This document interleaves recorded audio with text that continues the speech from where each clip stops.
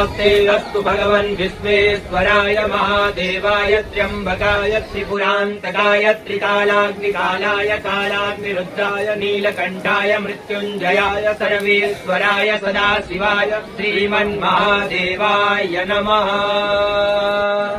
ॐ नमस्ते अस्तु भगवन् विश्वेश्वराय महादेवाय त्र्यम्बकाय त्रिपुरान्तकाय त्रिकालाग्निकालाय कालाग्निरुद्राय नीलकण्ठाय मृत्युञ्जयाय सर्वेश्वराय सदाशिवाय श्रीमन्महादेवाय नमः।